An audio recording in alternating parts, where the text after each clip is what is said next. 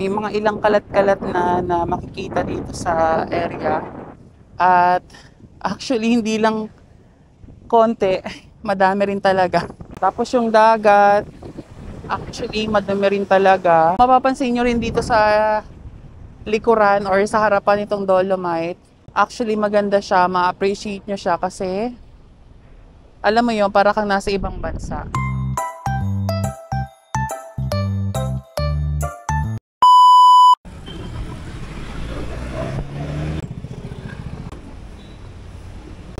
So eto guys, nandito na tayo ngayon sa may Roxas Boulevard. Tapat tayo ng Ermita Center. Pupunta tayo ngayon sa may Dolomite Beach. Titignan natin kung ano yung sitwasyon or ano nang itsura ng Dolomite Beach ngayon. Andito nga pala tayo sa may overpass. Sa kabilang side kasi yung Dolomite Beach. Okay.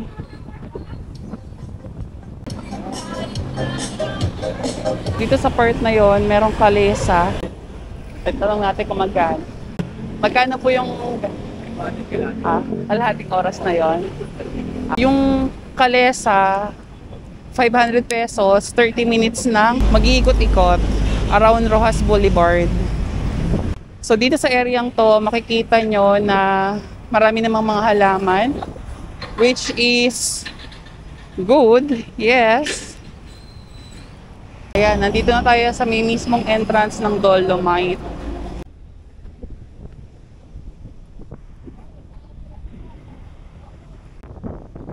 So ito na guys yung itsura ng Dolomite ngayon. As you can see, may mga ilang kalat-kalat na makikita dito sa area. At actually hindi lang konti, madami rin talaga. Though may mga ano naman doon, nagpupulot ng kalat. So sila yung mga naglilinis nito kasi nga understandable naman actually kasi umulan ng mga nakarang araw and automatic na yan na may mga basura talagang maaano dito. Mapapansin nyo rin dito sa likuran or sa harapan nitong Dolomite. Kung dito ka titingin sa may harapan ng Dolomite Beach, actually maganda siya, ma-appreciate nyo siya kasi alam mo yun, para kang nasa ibang bansa. Though may mga naglilinis naman din talaga doon.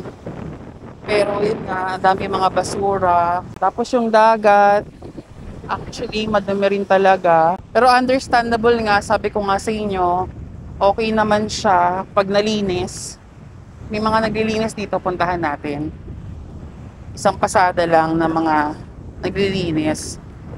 To show you na may naglilinis talaga sa area. Ito kasi mga kalat na to, galing to sa iba't ibang lugar dito sa Manila. Kaya, ayan o, ang dami talagang kalat. Ayan sila.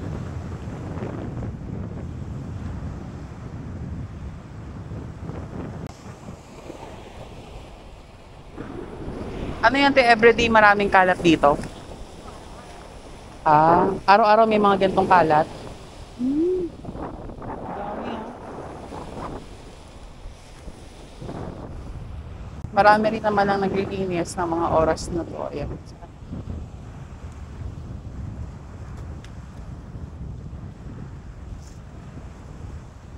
Yung iba may mga gloves, yung iba mano-mano.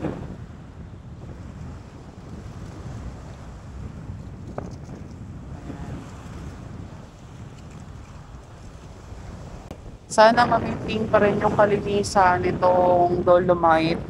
Medyo nakakalungkot lang kasi nung huling punta ko dito, as in sobrang ganda pa ng Dolomite. As in sobrang linis, wala kang makikita mga kalat-kalat.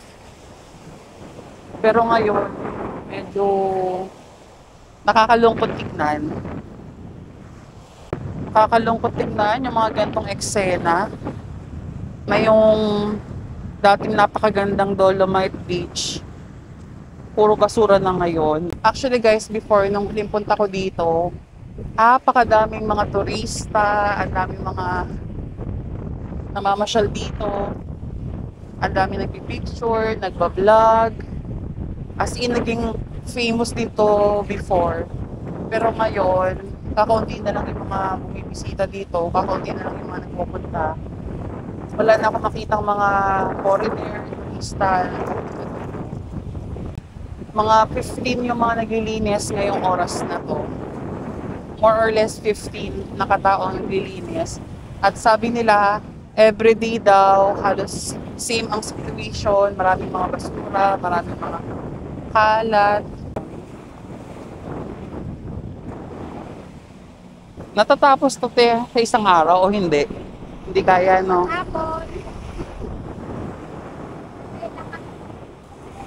Ah, ang dami ng ano ngayon, no? Hindi, ano lang to, for documentary. Oo nga. Sa kaya nanggagaling to mga to, no?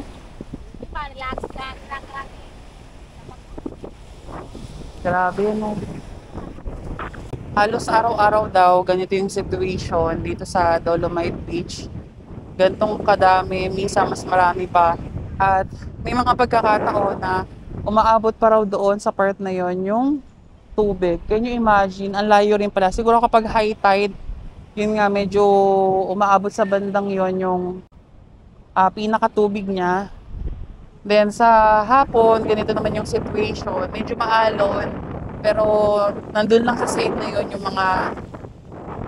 mga tubig, hindi naman umaabot dito sa part na to. Kaya siguro kung napapansin nyo, yung itsura ng buhangin, makikita nyo na parang nakikita nyo na yung original kulay niya. Pero doon naman sa pinaka-bukana, okay pa naman. So yung naglilinis ngayon, parang tapos na sila. Ano yan, sir? Tapos na yung ano? Bukas na ulit? Bukas na ulit maglilinis? Dami, no? Wala na yan. Oh? Ibig sabihin pala sa umaga na nilinis nila, tapos gantong oras meron ulit. Babalik ulit yun. Tsaka sa alon eh. Grabe. Kanina wala na yan, linis na eh. Oh? Linis kayo. Pagkano natin, meron na naman. Grabe, no? Dahil siguro yan sa ilang beses na umuulan, no? Dagat. Sa dagat. Wala na kanina. Oo. Kaninang umaga daw, guys, malinis na raw itong areang to. So, ngayong hapon lang, itong mga kalat na nandito. Ibig sabihin, araw-araw, ganito yung situation. I guess and I believe na much better na isarado muna nila to for tourists or for public kasi hindi rin ganun kaaya-aya yung situation, no, yung itsura nitong Dolomite Beach. Kaya meron pang bag. Ayun. Pero dito naman sa part na to or sa side na to, kahit pa paano, ma-appreciate mo pa rin naman yung ganda niya kasi kaya white sand pa rin naman dito sa area to. Huwag ka lang talagang pupunta malapit sa may mismong dagat. Pero dito sa part na to, okay pa naman. Tapos ayan, may mga bougainvilleas na nakakatuwa, ang gaganda.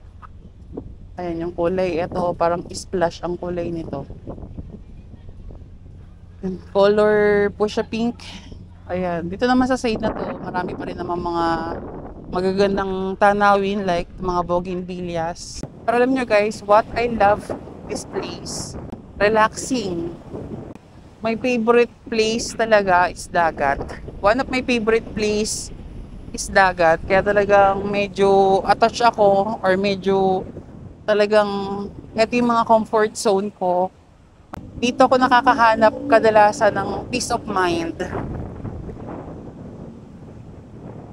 For me, this is not the right time or the best time or timing na pumunta dito kasi nga it's raining season, yung dagat natin hindi ganong ka-stable. Saka medyo malayo din to. Actually, nung bumaba ako sa may Pedro Hill Station, sa may LRT, kinailangan kong mag-e-bike papunta dito kasi wala daw sakayan or walang mga jeep, tricycle na papunta dito. Parang ganon. Or more on special lang yung sasakyan nyo. So, yun lang for today's video, guys. So, thank you for watching and see you on my next vlog.